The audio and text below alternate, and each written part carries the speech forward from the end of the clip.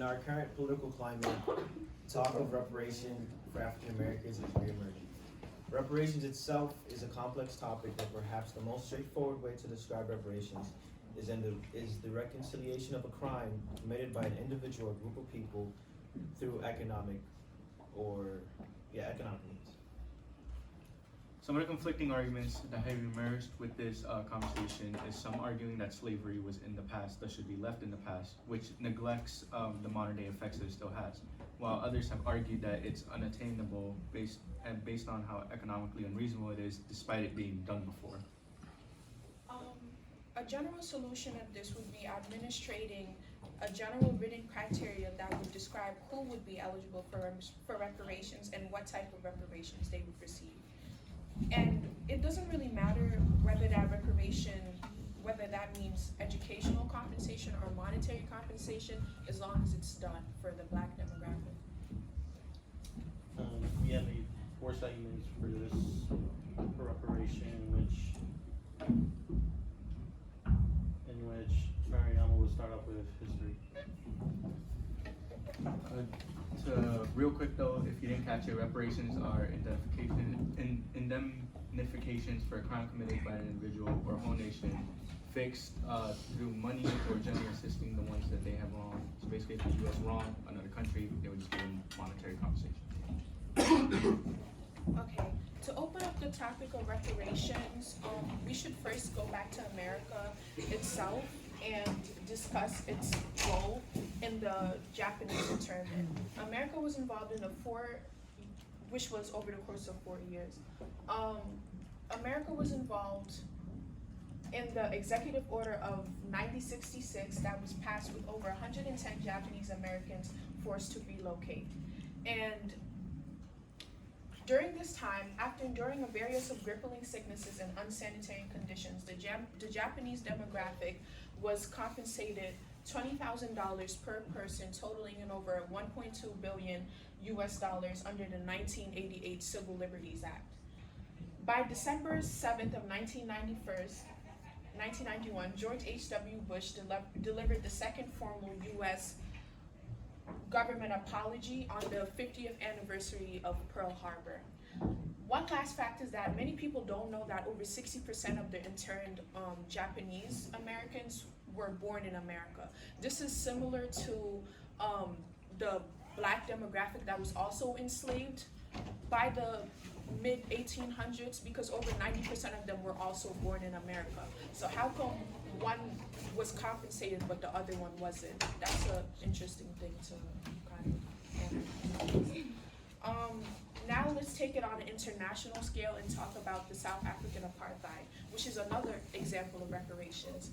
From 1948 to the early 1990s, the original Black population of South Africa underwent an extremely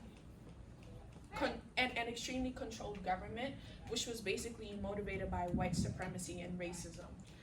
They were divided by race into different ethno-states and stripped of their basic civil liberties, and many were victim to things like rape, murder, and other brutal crimes. It wasn't until the Truth and Reconciliation Conference that took place that the victims and the witnesses to apartheid were able to attest to the pain they went through. And as a result of this, over the course of 20 years, over $85 million was compensated to these victims. Lastly, we should discuss the Holocaust, as it is no secret that this was one of the world's most overt acts of discrimination. Approximately 6 million Jews were killed under Hitler's rule, with an added 20 million forced to work in German industries. Germany, by the end of this, 87.5% of Israel's state revenue was basically as a result of reparations given by Germany, and $70 billion were given in reparations to the Jewish population to help them restore a lot of the things they lost. Lastly, after the Holocaust, anti-Semitic signs or flags became illegal in Germany. To this day in America, the Confederate flag is still legal. And many people are aware of the pain that flag holds for African Americans in this country. So being that after the Holocaust, it was basically banned.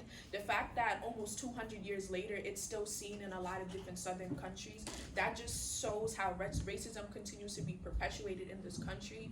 And America is not even socially ready to really start reparations, so never mind economically. Okay, so based on what Mariama said, why is it that reparations hasn't been done? Well, I'm going to talk about how money ties into this decision, and first I'm going to talk about the number one argument that most officials say and why there shouldn't be reparations, which is the financial aid. If you didn't know, financial aid is just money given by the government to support those who need it, i.e. Medicaid and SNAP. And as you can see, $85.1 billion are put into these programs almost every year. So this should cover the cost of reparations, right? This should nullify it. Not so. As we can see here, 41% of Medicaid receivers were white, while only 20% were African American, which means that this is not a credible argument, as most of these programs aren't even being used by the intended demographic that the reparations are supposed to be used for, which is African Americans. And something else to note is that to this day, people are still receiving reparations. So this isn't just a past problem being brought to the present. No, people are still receiving them, such as Holocaust victims' families. They still receive millions from the United States, while at the same time having a criteria to who gets it. And if you didn't know, each family who has a Holocaust victim gets about $40,000, which means that it clearly is able to be done. Okay, okay, so affirmative action is what people call a positive discrimination, because it helps disadvantaged groups, and the disadvantaged groups I'm talking about is African Americans and Hispanics mostly. The problem with this is that affirmative action is not enough, and some people view this as a form of reparation, and it kind of isn't. More than half the country, as you can see here, are opposed to the idea of reparations, and I think that a proposed solution that people, like everyone, would actually agree with is criminal justice reform. Racial disparity pervades the criminal justice system. African Americans are more likely to be arrested than their white counterparts, and once arrested, they're more likely to be convicted, and once convicted, they're more likely to experience longer prison sentences. So I guess criminal justice reform would make sure that everyone, rather than just specifically African Americans, can get properly be judged by the judicial system, justice system. All right.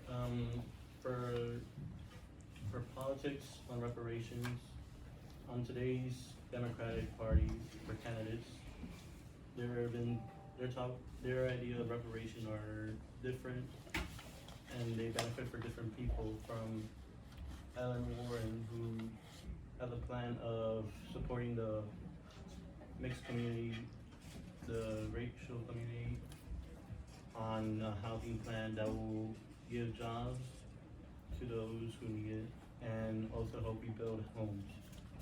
Then there's Pete Buttigieg, whose reparation plan is to only help mainly those immigrants that have been separated from their families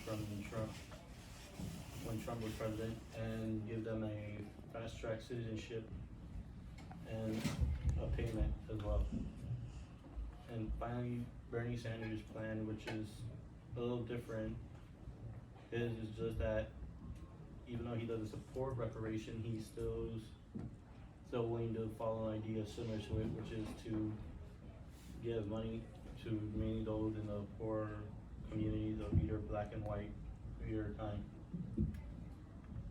So with that being said, our conclusion is that reparations are feasible so long as it's an organized process.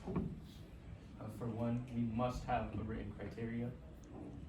For two, we must be able to determine certain compensation distributions. We must go out of our way to ensure that everyone is compensated equally, whether that means educationally or financially. Thank you.